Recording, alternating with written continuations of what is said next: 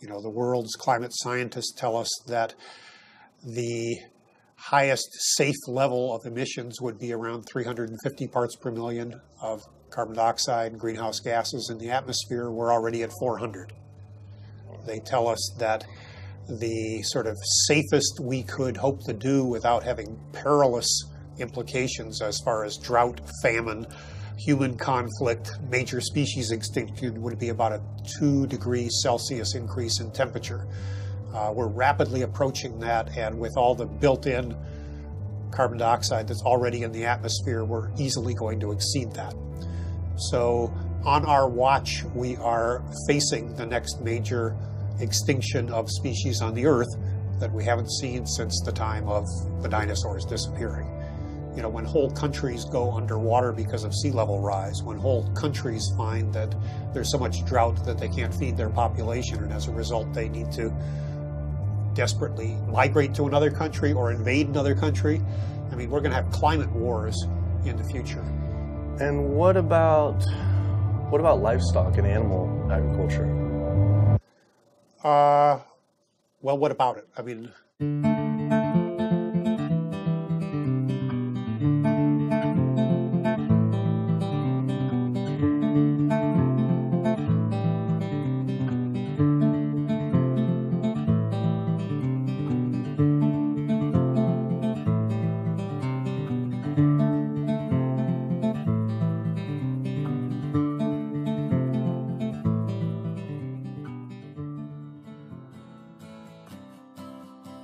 My name's Kip. This is me. I had a cliche U.S. American childhood. My mom was a teacher, my dad was in the military, and I have one sister. I played all the sports growing up, but I always loved the outdoors and camping. Life was simple, not a care in the world. And then this guy showed up. Like so many of us, I saw his film An Inconvenient Truth about the impacts of global warming, and it scared the emojis out of me. In Al Gore's film, he describes how our Earth is in peril. Climate change stands to affect all life on this planet.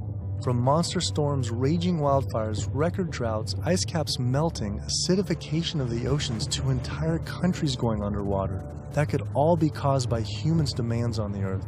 With scientists warning unless we take drastic measures to correct our environmental footprint, our time on this planet may be limited to only 50 more years. I wanted to do everything I could to help. I made up my mind right then and there to change how I lived and to do whatever I possibly could to find a way for all of us to live together, in balance with the planet sustainably forever. I started to do all the things Al told us to do. I became an OCE, Obsessive Compulsive Environmentalist.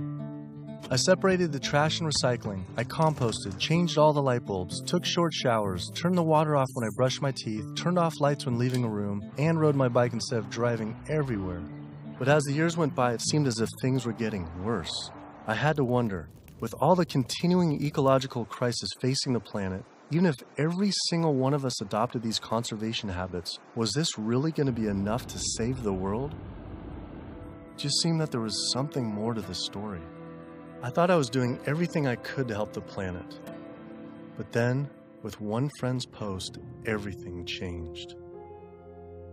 The post sent me to a report online published by the United Nations stating that cows produce more greenhouse gases than the entire transportation sector. This means that raising cattle produces more greenhouse gases than all cars, trucks, trains, boats, planes combined. 13% compared to 18% for livestock. This is because cows produce a substantial amount of methane from their digestive process. Methane gas from livestock is 25 to 100 times more destructive than carbon dioxide from vehicles. Here, I'd been riding my bike everywhere to help reduce emissions, but it turns out there's more to climate change than just fossil fuels. I started doing more research. The UN, along with other agencies, reported that not only did livestock play a major role in global warming, it is also the leading cause of resource consumption and environmental degradation destroying the planet today. How is it possible I wasn't aware of this? I thought this information would be plastered everywhere in the environmental community. I went to the nation's largest environmental organizations' websites, 350.org, Greenpeace, Sierra Club, Climate Reality, Rainforest Action Network, Amazon Watch, and was shocked to see they had virtually nothing on animal agriculture. What was going on? Why would they not have this information on there? It seemed the main focus for many of these groups was natural gas and oil production, with fracking being the latest hot issue due to water usage and contamination. Hydraulic fracturing for natural gas uses an incredible amount of water. A staggering 100 billion gallons of water is used every year in the United States. But when I compared this with animal agriculture, raising livestock just in the US consumes 34 trillion gallons of water. And it turns out the methane emissions from both industries are nearly equal. Living in California, a state plagued by drought and water shortages, water use is a major concern for many of us. The average Californian uses about 1,500 gallons per person per day. About half of that is related to the consumption of meat and dairy products. So meat and dairy products are incredibly water intensive, in part because the animals are using very water intensive grains. That's what they eat. And so all of the water embedded in the grain and that the animal eats essentially is considered part of the virtual water footprint of that product. I found out that 1/4 pound hamburger requires over 660 gallons of water to produce. Here I've been taking these short showers trying to save water, and to find out just eating one hamburger is the equivalent of showering 2 entire months. So much attention is given to lowering our home water use, yet domestic water use is only 5% of what is consumed in the US versus 55% for animal agriculture. That's because it takes upwards of 2,500 gallons of water to produce 1 pound of beef. I went on the government's Department of Water Resources' Save Our Water campaign, where it outlines behavior changes to help conserve our water, like using low-flow shower heads, efficient toilets, water-saving appliances, and fix leaky faucets and sprinkler heads, but nothing about animal agriculture. When I added up all the government's recommendations, I was saving 47 gallons a day. But still, that's not even close to the 660 gallons of water for just one burger. I wanted to see if I could somehow talk with the government about this. Just calling to see if we could schedule an interview. Yeah, that would be good. What does your schedule look like this afternoon or tomorrow afternoon? Tomorrow afternoon could be good. For the urban environment, there are a lot of things that can be done. Indoor, using low-flow shower heads, low-flow faucets, efficient toilets, efficient water using appliances. All those are really good areas that can help quite a lot. But the biggest water savings is from outdoor. We have to be mindful of the way we use water. We have to use it as efficiently as possible. We have to protect its quality, and we have to be good stewards of the environment that depend on water. And checking the sprinklers. A lot of time we get a lot of leaks and broken sprinklers and things like that wastes water. Those are the areas that there's a lot of room for conservation. It kept on coming up. A lot was of animal agriculture. Can you comment on that at all, about how much that plays a role in water consumption and pollution?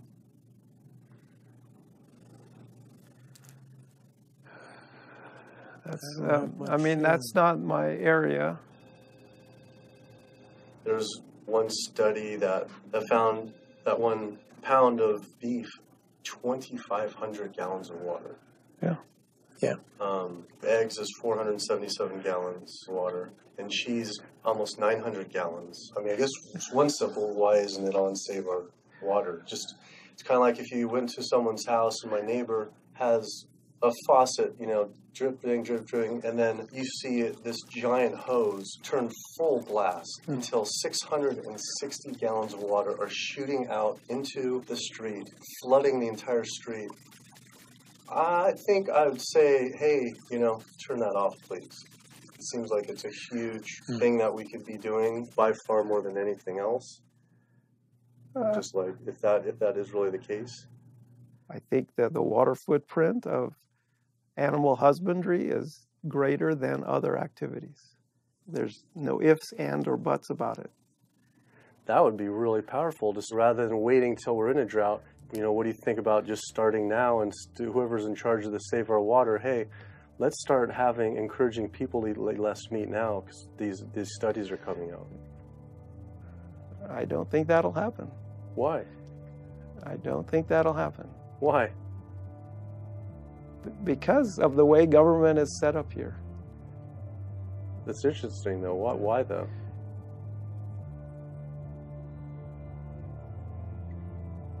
One is water management, and the other one is behavior change. Behavior of taking showers and not watering your lawn and doing all that, that's behavior. Yeah. Wow. Clearly the government did not want to talk about this issue. Their inability to answer, along with the environmental organization's silence on the topic of animal agriculture, made it seem something more was going on. I started doing more investigating on the impacts of livestock and found out the situation was actually worse than I had thought. In 2009, 2 advisors from the World Bank released an analysis on human-induced greenhouse gases, finding that animal agriculture was responsible not for 18%, as the UN stated, but was actually 51% of all greenhouse gases. 51%. Yet all we hear about is burning fossil fuels. This devastating figure is due to clear-cutting rainforests for grazing, respiration, and all the waste animals produce. This makes animal agriculture the #1 contributor to human-caused climate change. But not only that, I found out raising animals for food consumes 1/3 of all the planet's fresh water, occupies up to 45% of the Earth's land, is responsible for up to 91% of Amazon destruction, is a leading cause of species extinction, ocean dead zones, and habitat destruction. Yet, the world's largest environmental groups that are supposed to be saving our world didn't mention this anywhere. I had to speak with environmental organizations to find out why they weren't addressing this issue.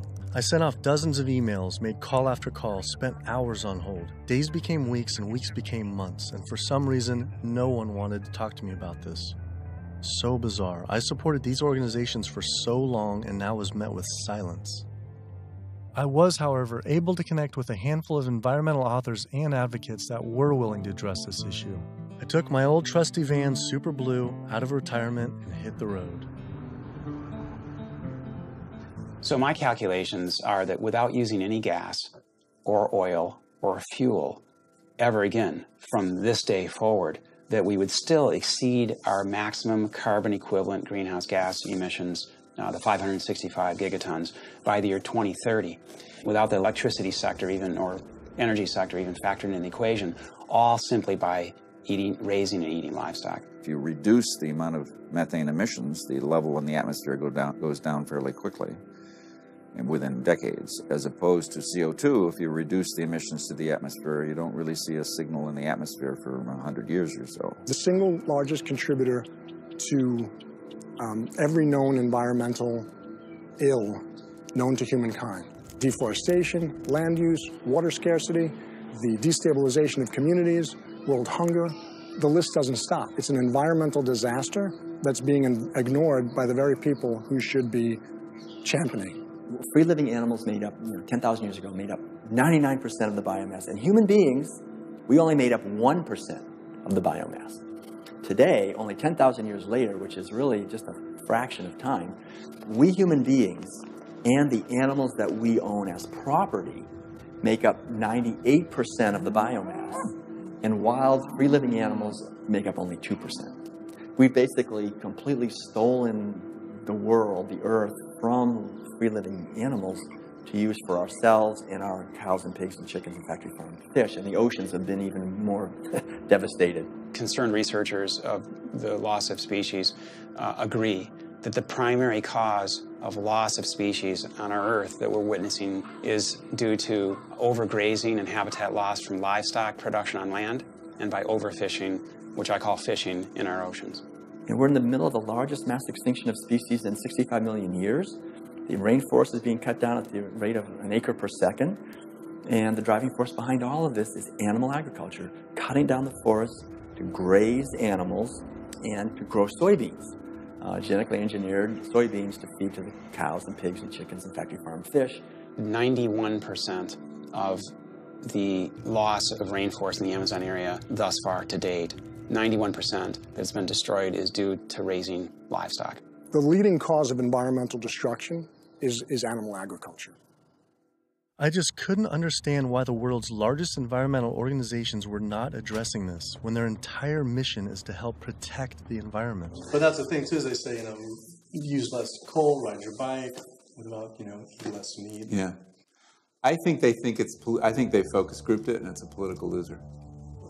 In terms of, because they're membership organizations, a lot of them. They're looking to maximize the number of people making contributions, and if they get identified as being anti-meat or challenging people on their everyday habits, that's something that's so dear to people that it will hurt with their fundraising.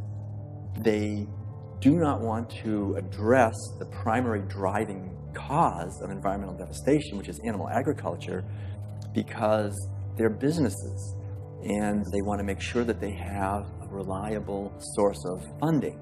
I had invited to a meeting with Al Gore and some years ago now, and made these methane arguments, and he was really pushed back. And that's just his argument. It's hard enough to get people to think about CO2. Don't confuse them.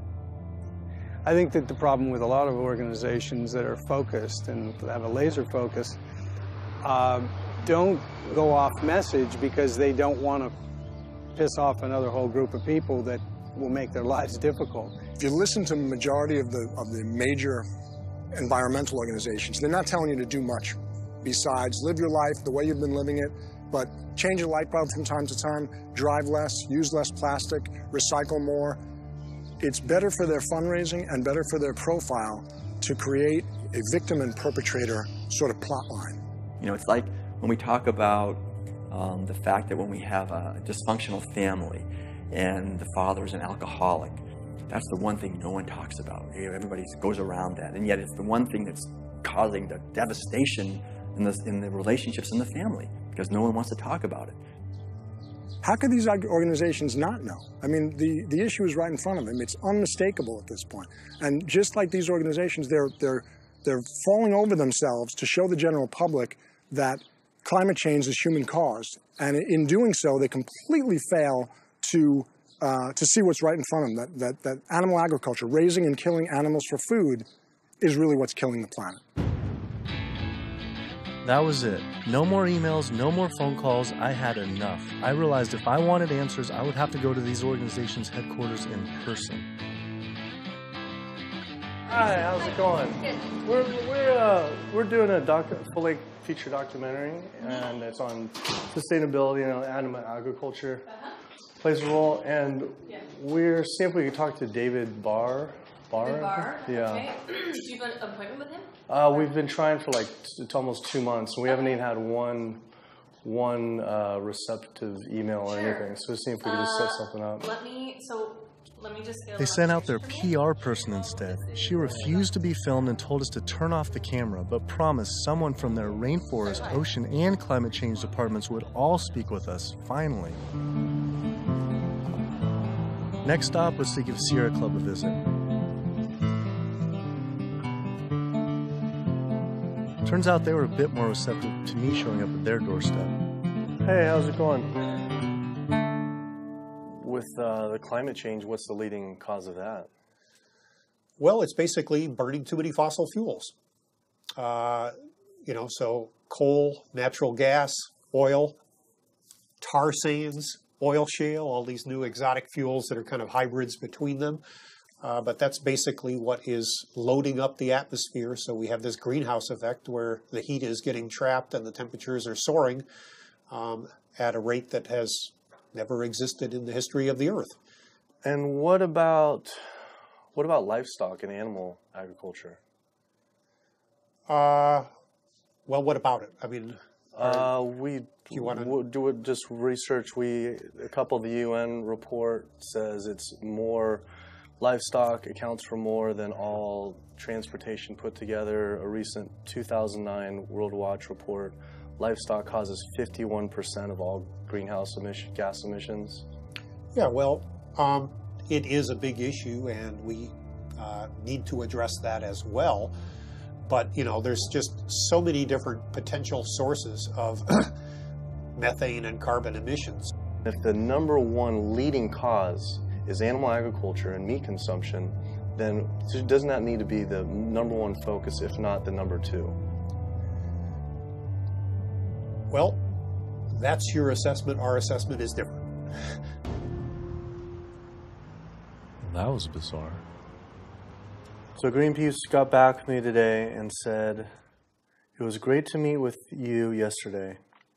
I've spoken with various people here at Greenpeace about your request, but I'm afraid we're not going to be able to help this time. Thanks again, and we wish you the best of luck." Greenpeace's response reminded me of the statistic that 116,000 pounds of farm animal excrement is produced every second in the United States alone. That is enough waste per year to cover every square foot of San Francisco, New York City, Tokyo, Paris, New Delhi, Berlin, Hong Kong, London, Rio de Janeiro, Delaware, Bali, Costa Rica, and Denmark combined. Livestock operations on land has caused created more than 500 nitrogen-flooded dead zones around the world in our oceans, comprise more than 95,000 square miles of areas completely devoid of life.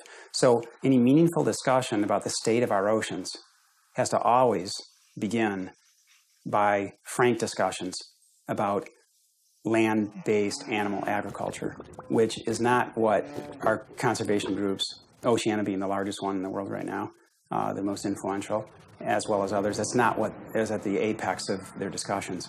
I went on my favorite ocean protection organization's website, Surfrider Foundation, to see what they were doing about this. Mostly what I found were campaigns about plastic bags and trash, but nothing about animal agriculture. What is the number one coastal water quality issue polluter? Yeah, I mean, a lot of it, it's actually, we call it the toxic cocktail, because it really is this sort of diffuse source. So it's, heavy metal from tires and brakes and cars, heavy metals. It is these herbicides and pesticides. So it's really it's kind of picking up the everything we leave on the ground and collecting it together and pushing it out into the ocean. So it's hard to actually target like one thing. We're doing our research on this particular one and runoff, and just kind of increasingly as we're interviewing more and more people, it keeps coming up. The animal agriculture as being, and we read animal agriculture as being the number one water polluter, considerably by more than any other. Yeah, that's interesting. I think, I guess it depends on the regions that you focus on, like the urban areas, which is sort of like where we are here in Southern California. We don't see that because there's not a lot of sort of agricultural farms. But if you look in the mid-Atlantic, sort of Maryland, Virginia, North Carolina, that region, I know there's a lot of poultry farms and a lot of hog farms, and it's a huge waste issue. I was surprised that not only did they not focus on farm runoff, but they also didn't mention any campaigns about how our oceans are in near collapse. The UN reported that 3/4 of the world's fisheries are overexploited, fully exploited, or significantly depleted due to overfishing. The oceans are under siege like never before, and marine environments are in trouble. And if we don't wake up and do something about it, we're going to see fishless oceans by the year 2048. That's the prediction from scientists. The fact that when people look at fishing, sometimes they're only looking at the fact of the animals who are actually consumed by humans, and we're not necessarily looking at all the animals who are caught in the drift nets, all the other animals who are killed in the industry. And when you look at even the shrimping industry has done a lot to devastate the planet as well in terms of breaking down natural barriers that we have to protect the islands. We're at over 28 billion animals were pulled out of the ocean last year. They're not ever given a chance to recover. They can't recover. They don't multiply that quickly. They don't, they don't come back. We're not giving them an opportunity. The oceans are in complete collapse. The large fish species are nearing extinction. The way fishing is done today to feed the demand for 90 million tons of fish is primarily through massive fish nets. For every single pound of fish caught, there's up to 5 pounds of untargeted species trapped, such as dolphins, whales, sea turtles, and sharks, known as bykill. If we were to imagine this same sort of practice happening on the African savanna, targeting gazelle, but in the process scooping up every single lion, giraffe, ostrich, and elephant, nobody would stand for it. Yet, this is what is happening in our oceans every single day. Between 40 and 50 million sharks each year are killed in fishing lines and fishing nets as bykill. then their fins might be cut off or not cut off, but they're caught initially as bykill, and it's from fishing. It's from fishing in a sustainable manner, in many cases, for fish that are labeled sustainable by, for instance, Oceana and these sustainable certified organizations. So my thought is that why would we want to stop at banning shark fin soup if you're concerned about sharks, which all these organizations are, and most of the public at large is now. If we really are concerned about sharks, we would ban fishing. I went on the world's largest ocean conservation group's website, Oceana, to see what they were doing about this. On their site, along with a TED Talk by CEO Andy Sharpless, I was astounded to read they actually recommend that one of the best ways to help fish is to eat fish.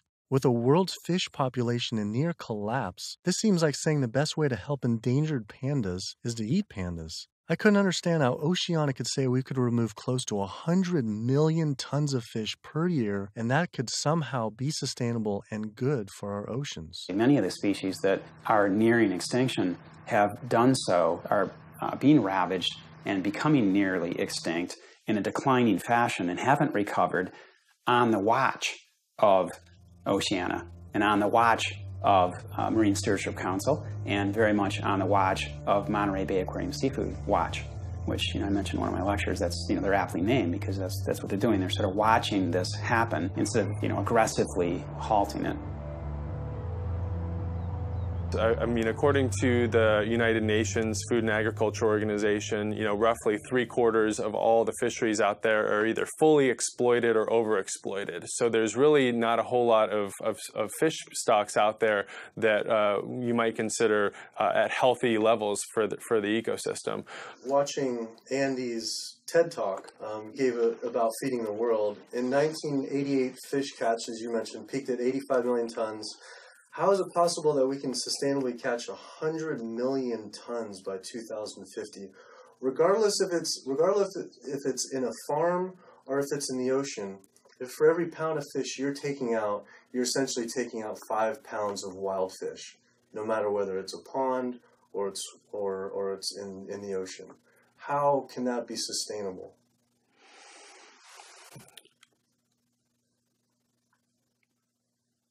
The ultimate question, right, is that there is a tremendous amount of natural production that is, basically coming out of the oceans all the time. So we have a massive amount of upwelling from our ocean conveyor belt that's bringing up ancient 1,000-year-old nutrients, and our ecosystems are turning that into fish. Yes, they're eating each other, and you're losing some of that production every step up in the food chain, but you get more every year. You can fish and take some out, and next year there will be more. And if we do that right without ultimately hitting the fundamental driver, it's sort of like living off the interest, right? As long as you don't bring your principal down, right, if you're investing in something, as long as you're not hitting into that principal and your principal remains high, you could potentially live off the interest forever. And that's the basic idea with fish. With our population right now, what we're doing is if it's 75% depleted, the fishery is now depleted. And, it's a good analogy with money. We're not living off our interest. We're in extreme debt. And if our population who's trying to live as a family on the same amount of money, and it's increasing 35% to 9 billion people, right, isn't it just, hey, we got to stop spending money? Yeah. We need to stop eating fish. Well, if you could bring the principle back. Fishing of any type is depleting not only the species, but you get into this serial depletion where one fish species will be minimized, and the fishing industry for that fishery will move on to the next species. And it's called serial depletion, aptly named. And in the process, so the fish are being lost, not only the species is being lost, but the next in line is being lost, and then the mechanism is still extremely destructive. So they're losing the fish species, but it needs to be kept in mind they're also destroying habitat. I think they came up with this term, sustainable fishing, to make ourselves feel good about eating fish and continuing to take fish out of the oceans, when in fact, really, it's Sea Shepherd's position that there is no such thing as sustainable fishing. Seafood is not a protein source for a sustainable protein source for the feeding of the planet, of the people on the planet. It's just not. People don't want to hear it because that makes them feel like they have to take action. They have to stop doing something, and a lot of people don't want to, and people don't want to, they don't want to put it out there because it's uncomfortable. They don't want to propose to tell people what to do, but we're at a point where we all have to be cognizant and we have to realize and we have to take an action. Our founder, Captain Watson, likes to say, if the oceans die, we die. That's not a tagline. That's the truth. Perhaps the only other ecosystem that is being destroyed at such a rapid rate are the world's rainforests. Our global rainforests are essentially the planet's lungs. They breathe in CO2 and exhale oxygen. An acre of rainforest is cleared every second, and the leading cause is to graze animals and grow their feed crops. That is essentially an entire football field cleared every single second. And it is estimated that every day, close to 100 plant, animal, and insect species are lost due to rainforest destruction.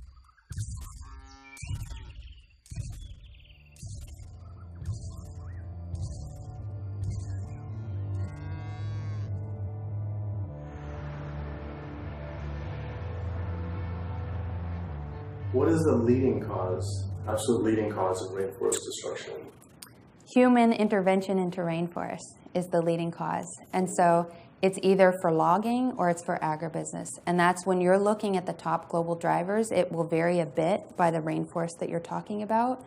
But the way that we're choosing to use these natural resources on a large industrial scale is the leading driver. When I went on Rainforest Action Network's website, I couldn't believe I didn't see anything about cattle.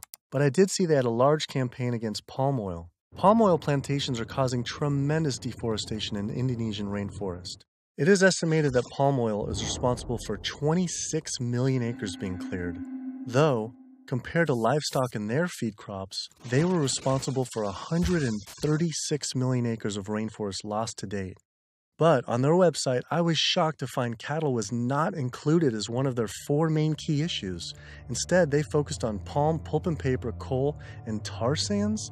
How could they not have the leading cause of rainforest destruction? I had to wonder, why focus on fossil fuels and not cattle? Is it more fossil fuels or is it more animal agriculture?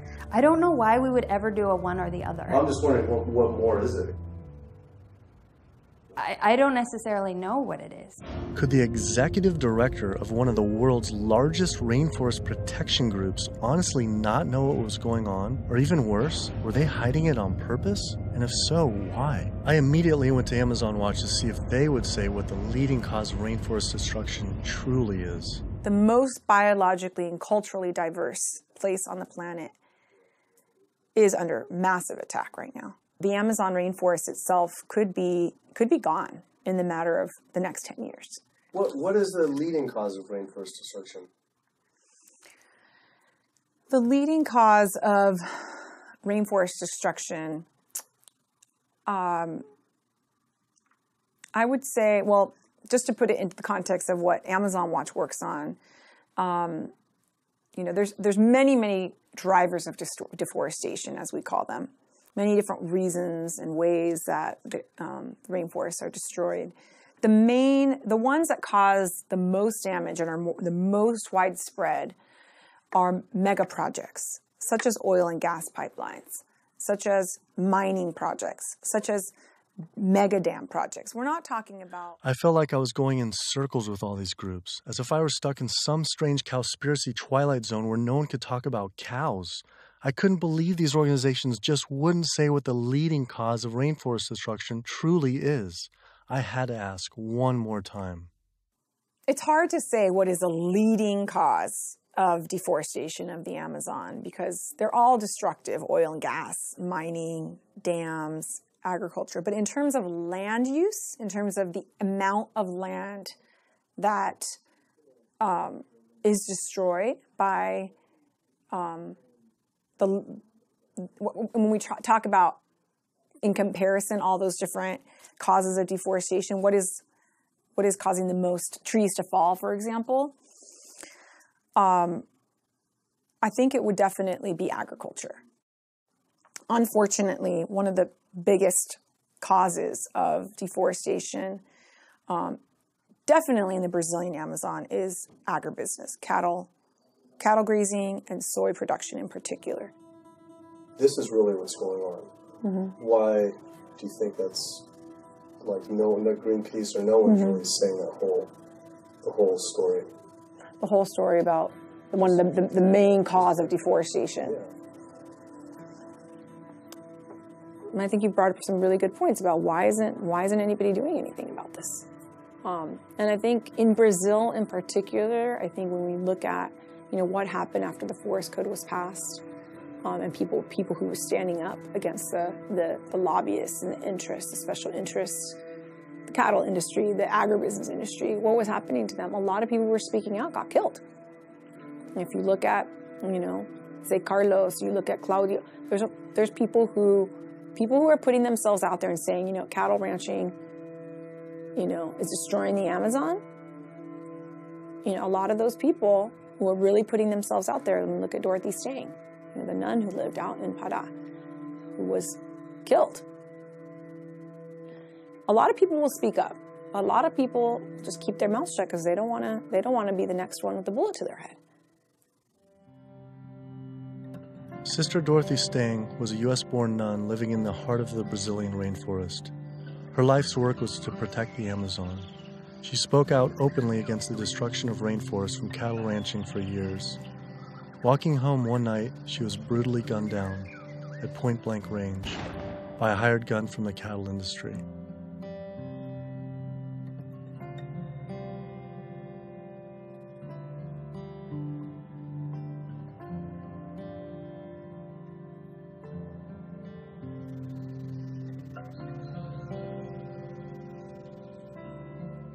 After Greenpeace's initial denial for an interview, I wrote again, begging they reconsider. Greenpeace got back again and said again, I'm afraid we've explored the options here in terms of helping you and are not going to be able to be involved this time. You mentioned you were also speaking to Oceana. I'm sure they'll be able to give you some great quotes about ocean-related issues. Thanks again for thinking of us. Unbelievable. With Greenpeace unwilling to be interviewed, I had to find a different avenue for answers. There's something really fishy going on over there. Fortunately, I found a former Greenpeace board of director who now speaks openly about the industry.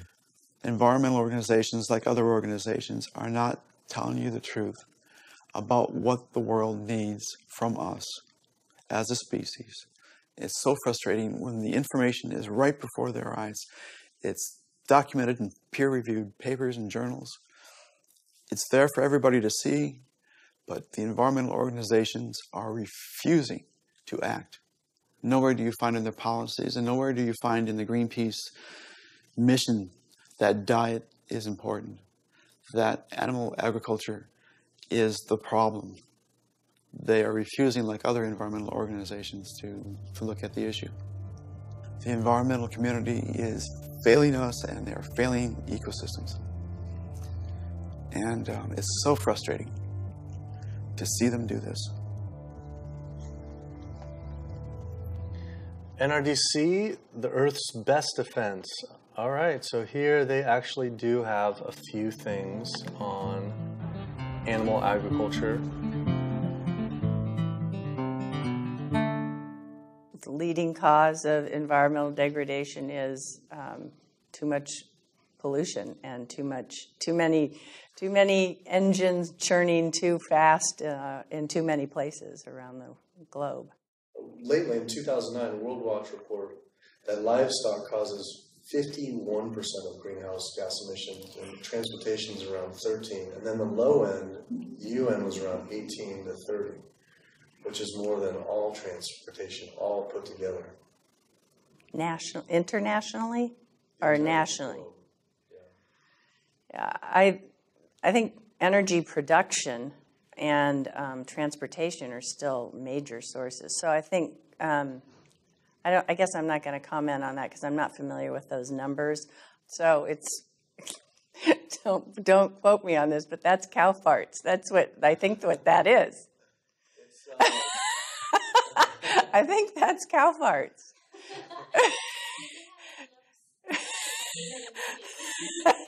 Well, that's part of the story. Methane production from cows and other livestock's flatulence is a major contributor, but mostly it is due to deforestation and the waste they produce, which is 130 times more waste than the entire human population, virtually all without the benefit of any waste treatment. NRDC absolutely, as I said, has a big food program. In fact, we just, every year we do the Growing Green Awards, and we recognize food innovators. And this last year, one of the awardees was a sustainable pork producer, actually, that doesn't use any antibiotics, and also the antibiotic use that industrial food production in the United States uses right now. Is, you know, we're giving the majority of antibiotics in the United States are administered to healthy livestock. I wanted to visit one of these sustainable farms. I found the Market Guard grass-fed beef farm on the lush, misty California coast.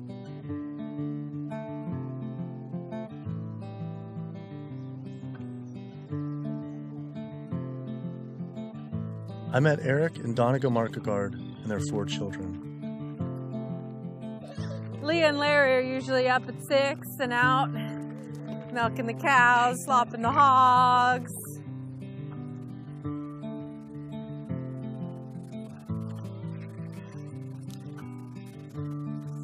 Altogether, we graze about 4,500 acres, and this is our home ranch, and this is 952 acres of that. On average, it's about 1 cow or cow and a calf per every 10 acres. We would produce annually roughly 80,000 pounds of finished plate-ready meat.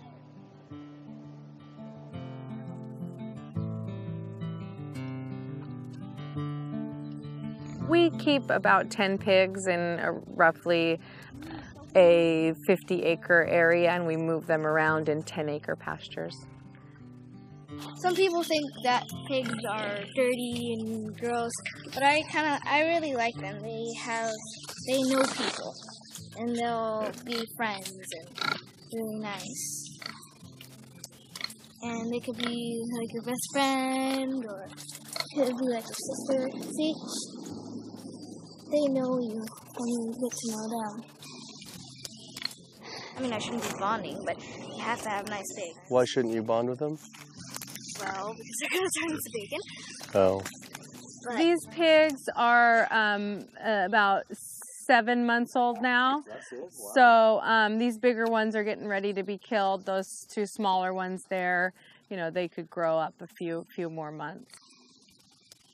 I love animals, and that's why I'm in the meat business. It's what more of society needs to see, is that packaged piece of meat is a living animal, living and breathing creature that, yeah, it's hard. It's hard. But like what Donegal said earlier, we do it because we love them.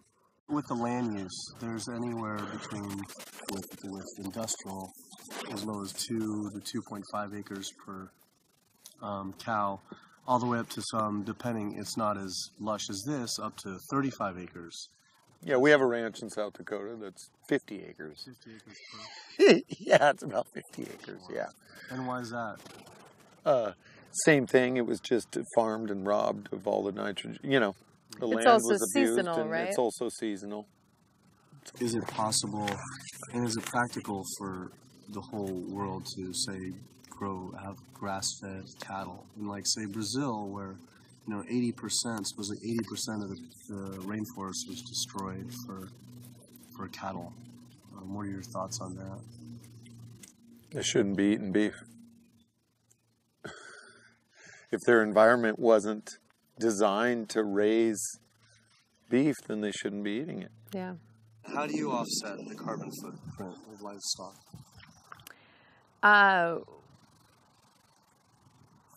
We don't feel like livestock have a carbon footprint. I left there feeling confused. And as far as grass-fed beef not having a carbon footprint, it actually sounded like it could make sense until I added up the numbers on land use and population. If we were to use the market guard model of raising animals, which requires 4,500 acres producing 80,000 pounds of meat, the average American eats 209 pounds of meat per year. If that was all grass-fed beef, only 382 people could be fed on their land. That equates to 11.7 acres per person times 314 million Americans, which equals 3.7 billion acres of grazing land. Unfortunately, there are only 1.9 billion acres in the U.S.'s lower 48 states. Currently, nearly half of all United States land is already dedicated to animal agriculture. If we were to switch over to grass-fed beef, it would require clearing every square inch of the United States, up into Canada, all of Central America, and well into South America. And this is just to feed the United States' demand on meat. But that figure doesn't even take into consideration that much of that land isn't suited to graze livestock. We would have to convert all mountain ranges to grassland, clear ancient forests and national parks to grazing, and demolish every city just to make room to graze cows. Just like Brazil, the United States isn't suited to meet the demands for meat.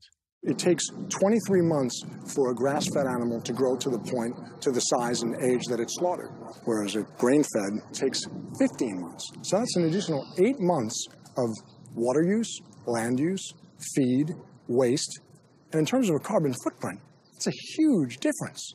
Turns out, due to land use, grass-fed beef is more unsustainable than even factory farming. I had to come to terms with the fact there was no way to sustainably raise enough animals to feed the world's current demand on meat, and had my doubts on dairy as well. But I did want to talk with a premier organic dairy company to see if they believed their product was sustainable for the world's population. It requires a lot of inputs to produce milk. The feed, the water, the land, it does. And it may not be practical to expect that there can be enough dairy production produced in a sustainable way to feed the entire world. I just don't think that that's necessarily a given. I think it's maybe too much to expect that the world can be fed with dairy in a sustainable way. I don't know the answer, but common sense would say that's a long shot. I was shocked to hear such an honest answer. If this is what the dairy's CEO would say, I wonder what the farmer would claim. Based on their marketing, it seemed their farms were an oasis for cows.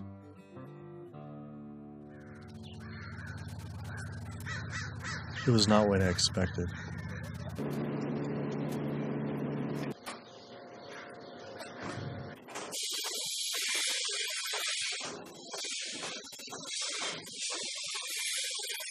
Typically, a cow will eat 140 to 150 pounds of feed a day. 40 to 50 pounds of feed every day. And then she's also going to drink between 30 and 40 gallons of water. Probably go through about 20 tons per week. 20 tons of grain per week.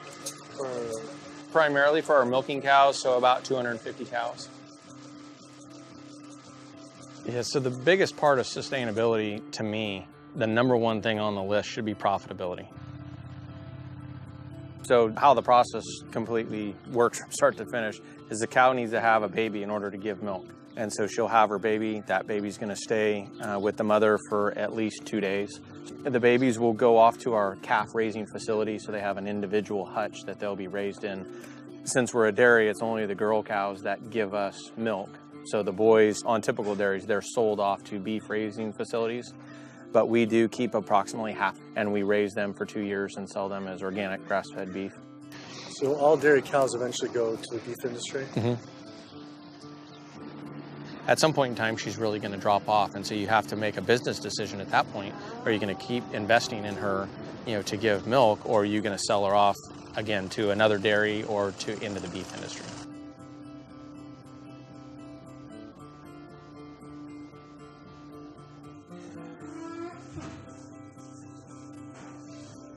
There's very few places on this planet that have this type of environment. But the demand on dairy-based protein in the world is only going to increase. And there's not enough land on the planet to do this type of dairying around the world. It's just the environment is not going to be that way. The land's not there. So I guess on a global scale, a conclusion would be dairy is not sustainable. Unless we start digging up houses and putting pastures back. And the only way to start digging up houses and development is to have less people. But we only know that population is going to continue to grow. So that means more commercial dairying, I'm sure. Either that or some low demand by the people. Yeah, or some other product's going to take its place. I mean, we see there's all sorts of soy milks and almond milk and a lot of other products that are coming out, and different blends. Where you take juices and proteins, and I think you'll see a lot more of that. He was right. How could cow's milk be sustainable? For when 1 gallon of milk, it takes upwards of 1,000 gallons of water to produce. Doing research on grass-fed livestock, I kept coming across the work of Alan Savory. Almost a third of the planet's land is becoming desert, with the vast majority due to livestock grazing. Savory claims that the best way to reverse this desertification is to actually graze more animals. This reminded me of Oceana saying the best way to help fish is to eat fish. This is the same man, during the 1950s, working as a research officer for the game department of what is now Zimbabwe, came up with a theory, in spite of scientific evidence, that actually elephants were the cause of desertification there. And his solution was convincing the government to kill 40,000 elephants. Yet, after 14 years of relentless slaughter, the conditions only got worse. His theory was wrong. The culling finally ended, but not until tens of thousands of elephants and their families were killed. This is not someone I would ever take ecological advice from.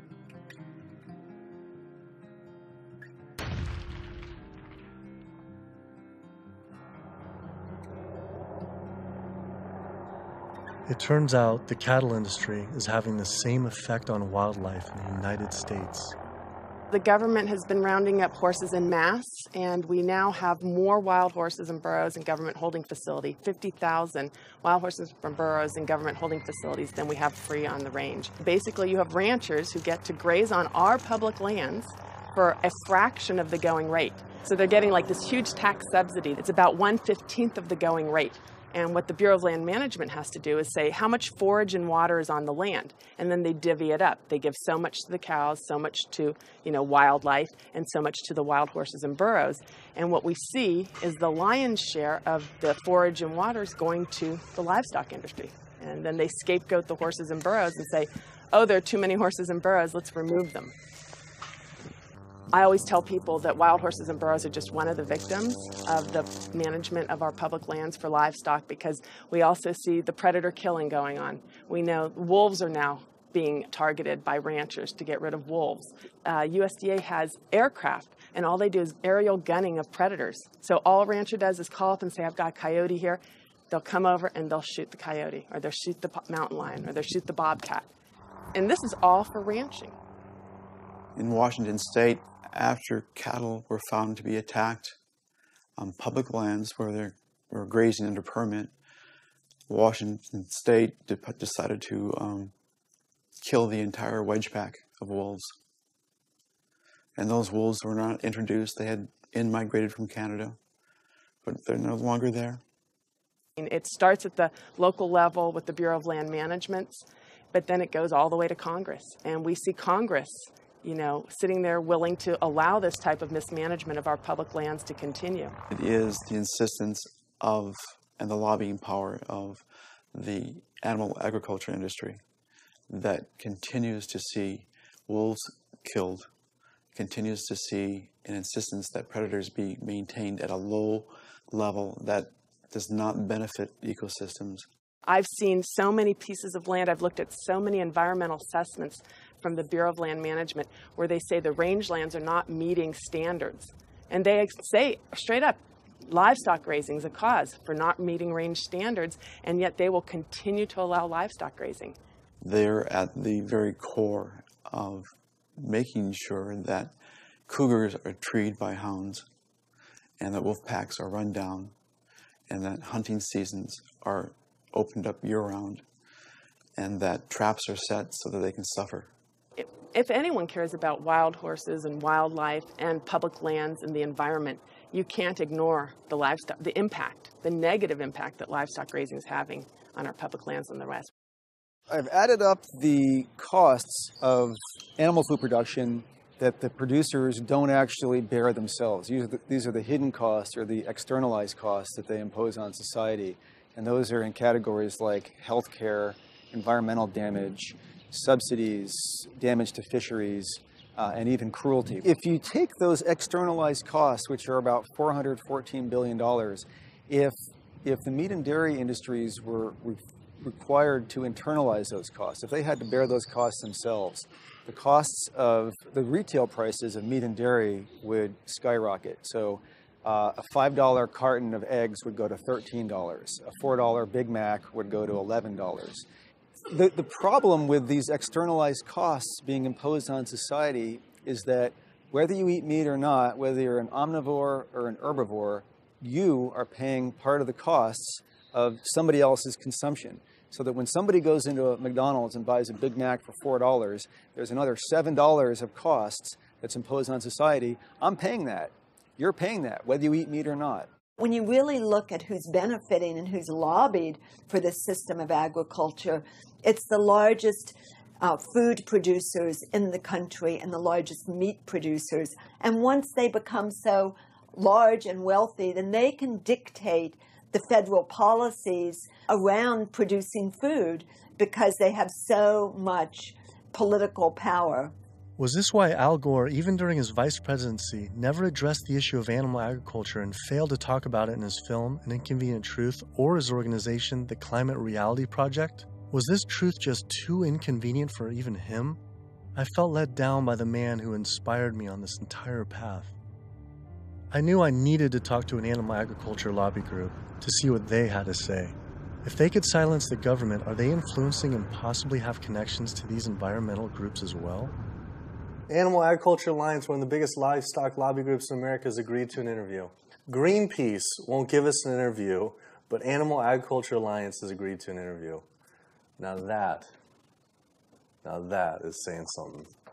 People hear the word GMOs, and that's a really scary term. And again, I think agriculture has kind of struggled to explain what that means. But in reality, what we've done is to use technology to make advancements in how we raise crops and how we raise animals. We're not going to feed the world, going back to how it was 100 years ago where all the animals were, pasture fed. We didn't just move animals inside and just implement these large vertically integrated systems because of sustainability. It certainly reduces the environmental impact while improving animal well-being and food safety. So they're saying that animals like it just as much being inside, say the chickens and the cows like being just as much inside as pastured grass-fed? In a lot of cases, it's been a significant improvement in their well-being, just in terms of the amount of care they can get, individualized care. Does the meat and dairy industry ever support or donate to environmental nonprofits? I don't know that I would want to comment on that. Yeah, I don't know. I don't know that we would know what they donate to or don't donate to. Does meat and dairy industry ever support or donate to, say, Greenpeace? Again, I don't know that I would feel comfortable. Hey, sorry we didn't get back to you earlier. I have some bad news. Unfortunately, we are no longer able to fund your film project. We had a meeting, and due to the growing controversial subject matter, we have some concerns and have to pull out. Why was this subject so controversial? The first person I could think to speak with was Howard Lyman, who had been sued by cattlemen for simply speaking the truth about animal agriculture on the Oprah Winfrey Show.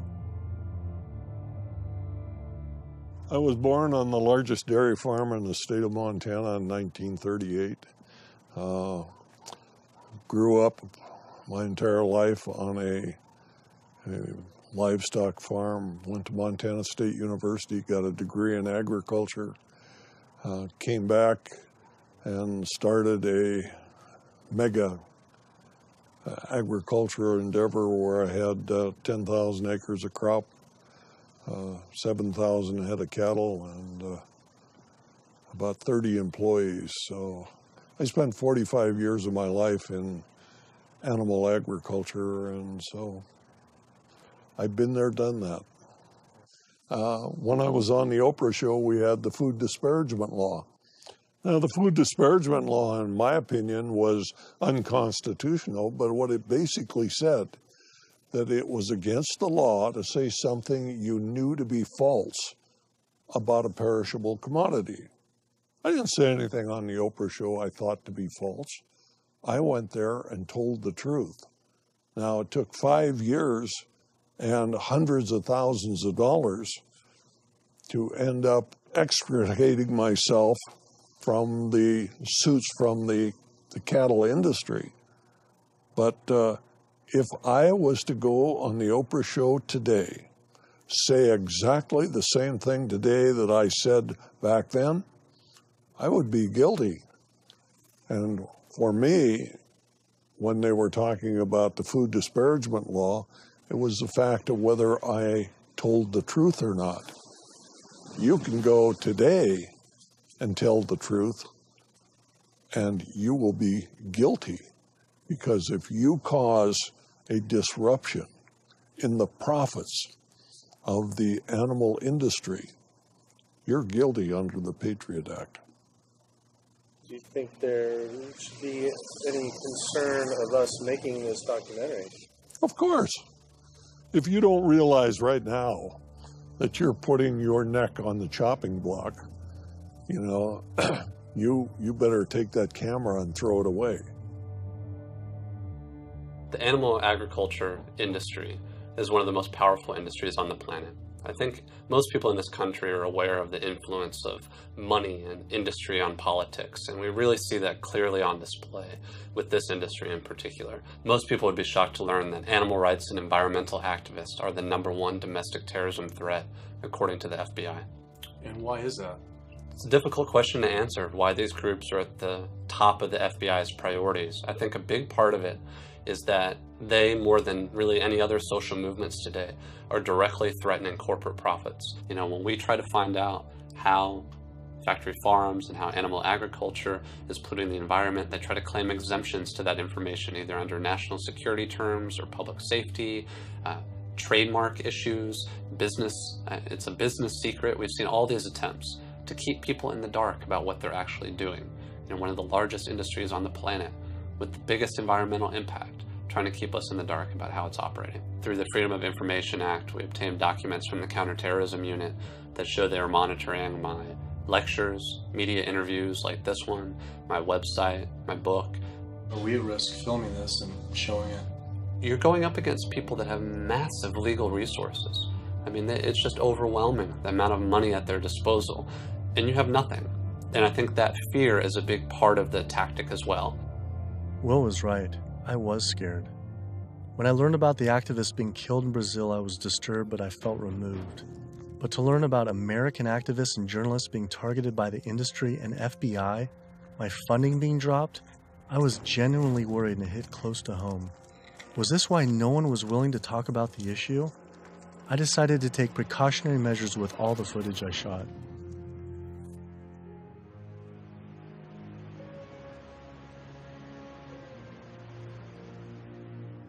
I was beyond frightened to imagine what could possibly happen if I pursued this subject any further. It seemed the only decision to make was to put down the cameras and walk away. But then, I realized this issue was way bigger than any personal concern I could ever have for myself. This was about all life on Earth hanging in the balance of our actions, and that you either live for something or die for nothing. And I actually had no choice all along. I decided then to surrender not to fear from the secret, but rather to a cause towards truth.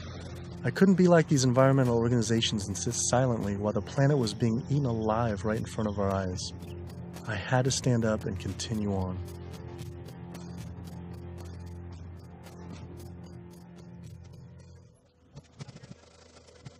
Some people would say the problem isn't really animal agriculture, but actually human overpopulation. In 1812, there were 1 billion people on the planet. In 1912, there were 1.5 billion. Then, just 100 years later, our population exploded to 7 billion humans. This number is rightly given a great deal of attention, but an even more important figure when determining world population is the world's 70 billion farm animals humans raise. The human population drinks 5.2 billion gallons of water every day and eats 21 billion pounds of food. But just the world's 1.5 billion cows alone drink 45 billion gallons of water every day and eat 135 billion pounds of food. This isn't so much a human population issue, it's a human eating animals population issue. Environmental organizations not addressing this is like health organizations trying to stop lung cancer without addressing cigarette smoking. But instead of secondhand smoking, it's secondhand eating, which affects the entire planet. We're growing enough food right now in the world to feed between 12 and 15 billion people. We only have 7 billion people. We have roughly 1 billion people starving every single day. Worldwide, 50% of the grain and legumes that we're growing, we're feeding to animals. So they're eating huge amounts of grain and legumes. And in the United States, it's more like closer to 70, 80, depending on which grain it is, about 90% of the soybean.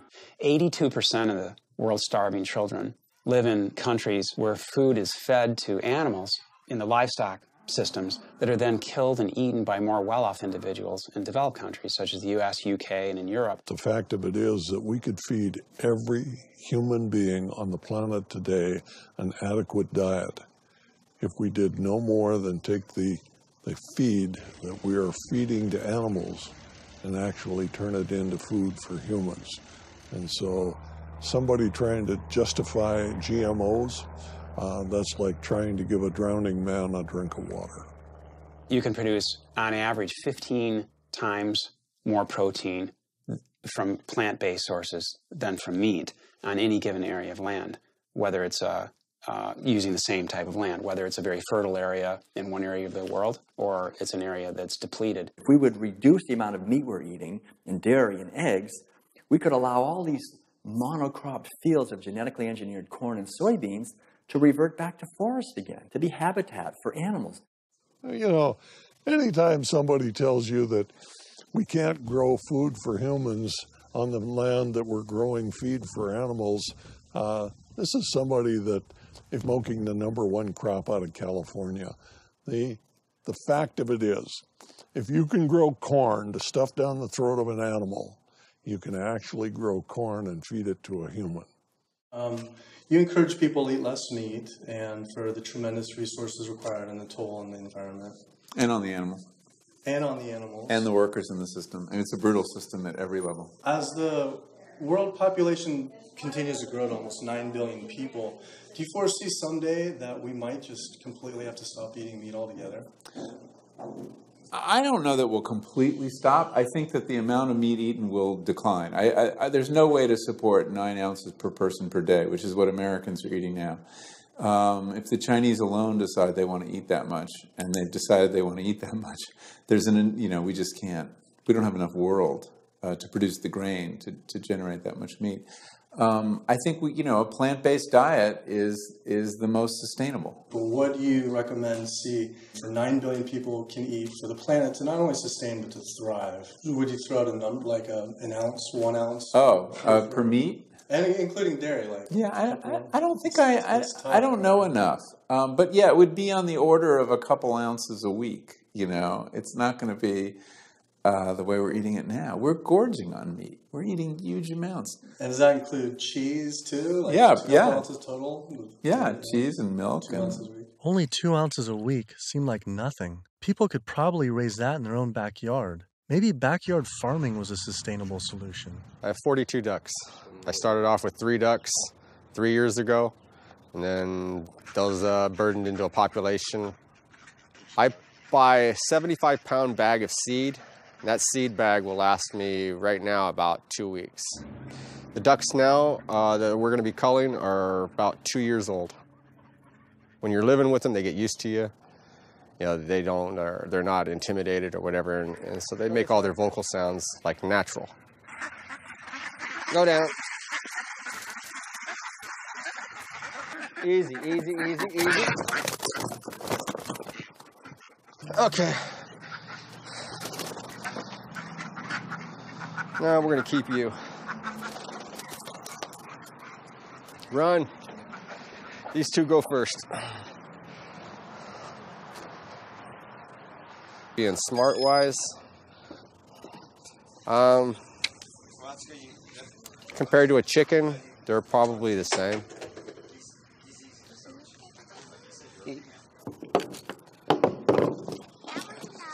Yeah, he is.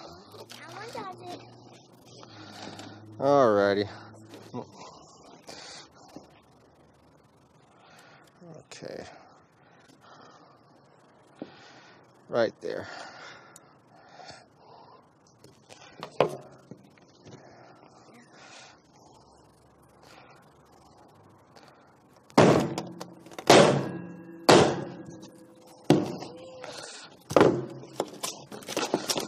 That's going to be a little gruesome.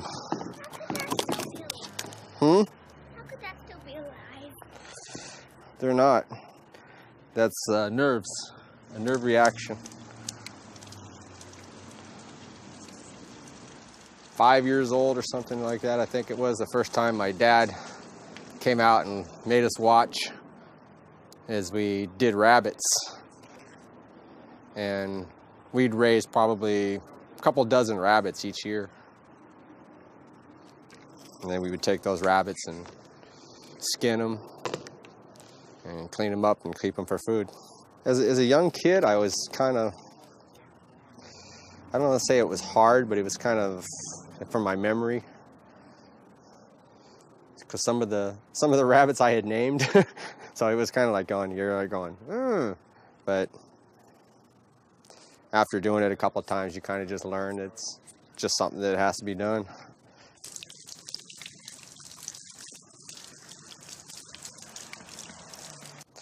Not the fingers. I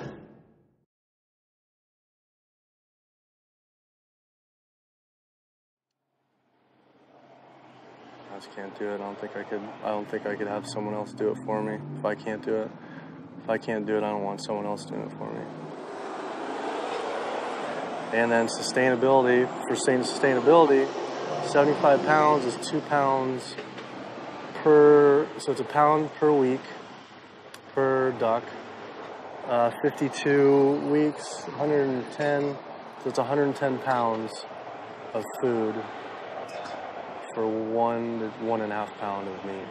So on a sustainability issue, it's 100 to 1. And that grain gets, you know, who knows where that grain comes from. But I mean, when it gets to this point, it's not even about sustainability. It was just, you know, I don't feel real good inside. It's the first time I've ever seen that. So, kind of, yeah. I had been so caught up in the destruction caused by animal agriculture, I realized I had never truly dwelled on the obvious reality that every one of these animals was killed. It was always a disconnected, abstract fact of eating meat, but when it became personal, face to face, the story changed. I had already scheduled weeks in advance to film another backyard slaughter of a chicken that stopped producing eggs. I didn't know how I was going to possibly go through another slaughter. So I didn't.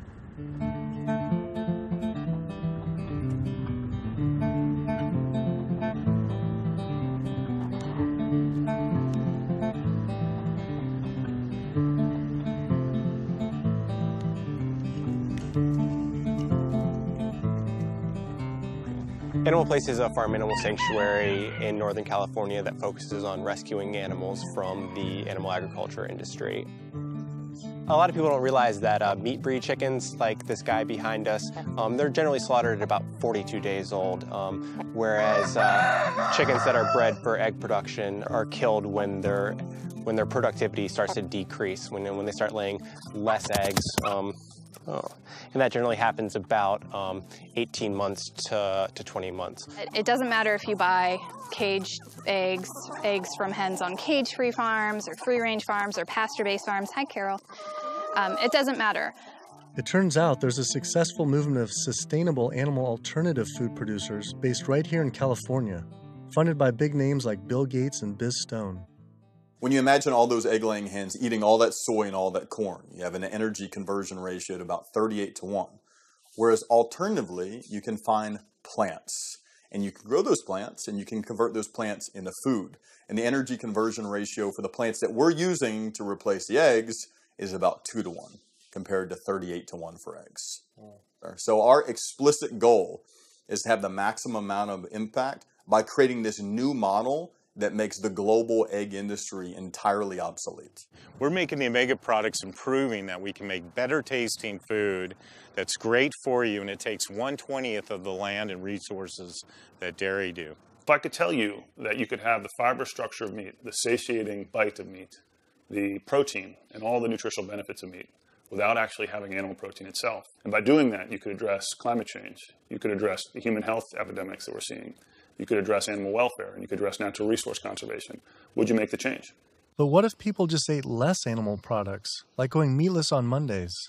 When you go meatless on Monday, if you ascribe to that campaign, you're essentially contributing to climate change, pollution, depletion of our planet's resources, and your own health, then on only 6 days of the week instead of 7. You're creating a false justification, clearly a false sense of justification for what you're doing on those other 6 days of the week. So in other words, we really shouldn't be resting on our laurels of what you do right only 1/7 of the time. You can't be an environmentalist and eat animal products, period. Kid yourself if you want. If you want to feed your addiction, so be it.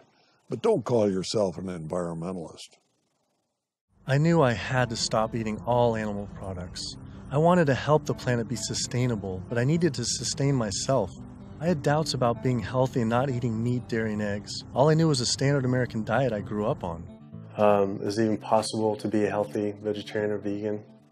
Is it possible to be a healthy vegetarian or vegan?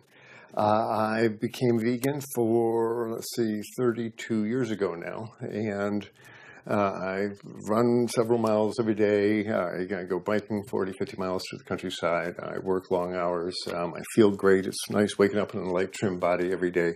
And so many of my vegan friends and patients, are just, they're thriving since their transition to a vegan diet.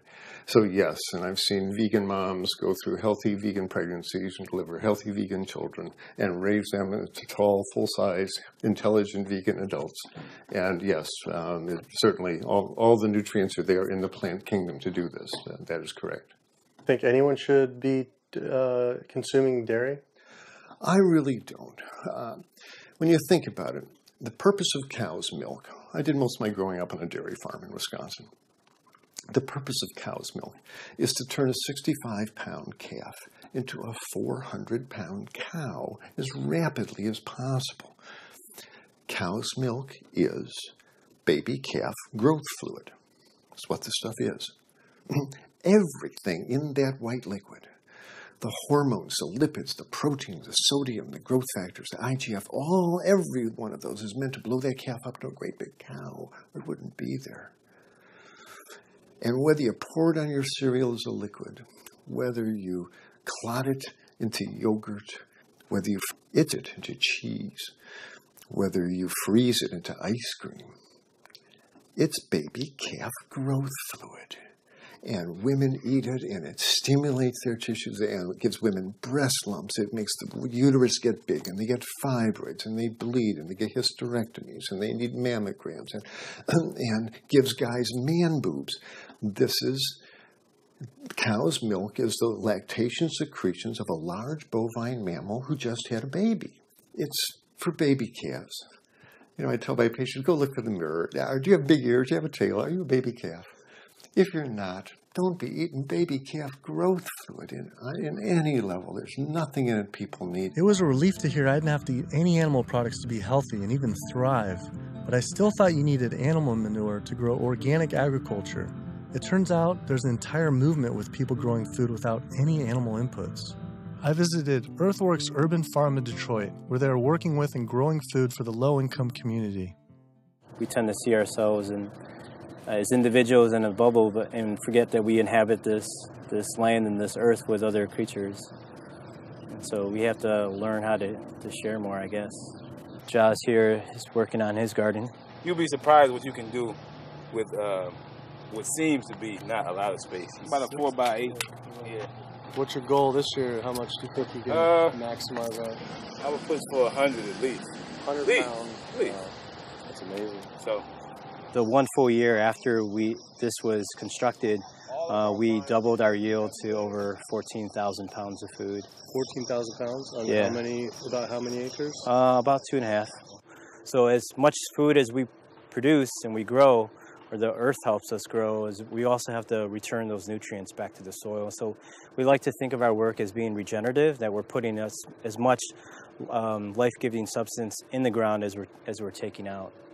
So just kind of healthier and safer to use vegetarian or vegetable composting and stuff? Yeah, that's what we found. But also because it takes less time, and it's a lot easier to manage. A lot easier, yeah. Yeah. And the soil's just as rich. No. Yeah, absolutely. Not only is it organic more compassionate, it's also more efficient. And in a society with this many billions of people, we need to be as efficient as possible. Some people might go back and say, if we embrace this primitive approach of only wild animals everywhere, and we go back to like a hunter-gatherer system, that sounds great. But that was 10 million people on the entire continent. Maybe a little bit more, a little bit less, no one really knows. Today, now, we have what? We have 320 million in the US, 25 million in Canada, another 100 and so many million in Mexico. So North America is up to almost 450 million people. Trying to figure out a way to bring animal agriculture in balance with 450 million hungry people is impossible. This is amazing. I didn't believe it when I first learned it, but 216,000 more people are born to the planet every day. Every day. It's extraordinary. But what's really extraordinary is you need, per day, 34,000 new acres of farmable land. It's not happening. To feed a person on an all plant-based vegan diet for a year requires just 1/6 of an acre of land. To feed that same person on a vegetarian diet that includes eggs and dairy requires 3 times as much land. To feed an average U.S. citizen's high-consumption diet of meat, dairy, and eggs requires 18 times as much land. This is because you can produce 37,000 pounds of vegetables on 1.5 acres, but only 375 pounds of meat on that same plot of land. I also learned the comparison doesn't end with land use. A vegan diet produces half as much CO2 as an American omnivore, uses 1/11th the amount of fossil fuels, 1/13th the amount of water, and 1/18th of the amount of land. After adding this all up, I realized I had the choice every single day to save over 1,100 gallons of water, 45 pounds of grain, 30 square feet of forested land, the equivalent of 20 pounds of CO2, and one animal's life, every single day. If we all, as a society, did go vegan, and we moved away from eating animal foods and toward a plant-based diet, well, what would happen? If we didn't kill all these cows and eat them, then we wouldn't have to breed all these cows, because we're breeding cows and chickens and pigs and fishes. We're breeding them, and over and over again, relentlessly. So if we didn't breed them, then we wouldn't have to feed them. If we didn't have to feed them, then we wouldn't have to devote all this land to growing grains and legumes and so forth to feed to them. And so then the forest could come back. Wildlife could come back. The oceans would come back. The rivers would run clean again. The air would come back. Health would return. Renewable energy infrastructure, such as building solar and wind generators all over our country to reduce climate change, I mean, that's a pretty good idea, but it's projected to take at least 20 years and at least minimally $18 trillion to develop. It's important to realize that we don't have that long of a time frame. We just talked about how it might be a 3 to 4 year time frame, so we don't really have 20 years, and we really don't have $18 trillion to develop these. So another solution to climate change, we could stop eating animals, and it could be done today. It doesn't have to take 20 years, and it certainly doesn't have to take $18 trillion because it costs nothing. Some people say, well, let's fix CO2 and then we can worry about the methane. Well, it's the other way around. It actually makes sense. Do something about methane because you get a response right away. Quietly and unmistakably, the most powerful thing that someone can do for the environment. No other lifestyle choice has a farther reaching and more profoundly positive impact on the planet and all life on Earth than choosing to stop consuming animals and live a vegan lifestyle. Do you realize that 75% of Americans consider themselves to be environmentalists? You don't think we couldn't solve this problem in a heartbeat? I'll tell you what, all we would need is for the environmentalists to live what they profess, and we'd be on a new course in the world. We will not succeed until we stop animal agriculture. And by succeed, I mean we will not save ecosystems to the extent necessary. We will not have enough food for people around the planet. We will not stop global warming. We will not stop pollution and the dead zones that run off all the fields of corn and soy that are grown to feed livestock. And we will not stop the hunting of wolves and other predators. Now, organic farming is one major positive step in the right direction, but we need to keep walking. We need to get beyond organics. We need to get to sustainability. When you take the animal out, well, you also take the greenhouse gas issue out, and you take the food safety issues out, and you take some of the other externalities related to food scarcity out. But one thing that's amazing is, I think you put our values back in.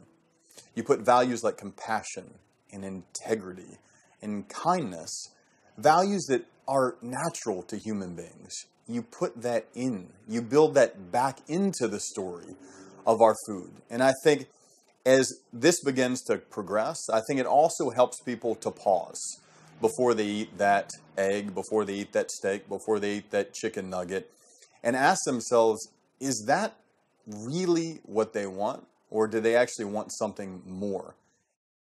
I had to come to the full conclusion the only way to sustainably and ethically live on this planet with 7 billion other people is to live an entirely plant-based vegan diet. I decided instead of eating others to eat for others. At first, like these environmental groups, I was afraid of what it'd mean to change, but now I embrace it. All this talk about sustainability sounded like our planet was on some sort of life support, and I don't want her to simply survive or to sustain, but to thrive. Life today is not about sustainability, it's about thrivability. She's given so much to us for so long, it was time to give back. 108% of everything we have. It felt good. It was in alignment. And we see this movement not just about providing cheaper and inexpensive food that everyone can have, but also a spiritual move. A move towards understanding who we really are and how we can really connect to each other. Do what you can do as well as you can do it every day of your life, and you will end up dying one of the happiest individuals that ever died. We become part of a gathering momentum of other people that's happening. This is really what's happening. This is the news. Selflessness is a nice way to be. It has all these benefits for yourself as well as the planet and other people. So it's a beautiful way to live. Ecologically, it just feels better. This is about massively transforming how our society eats because it's a necessity. It's acting on what we know and acting kindly and gently on the whole planet and with other people to accomplish the goals of living better. We can do it, but we have to choose to do it. You can change the world.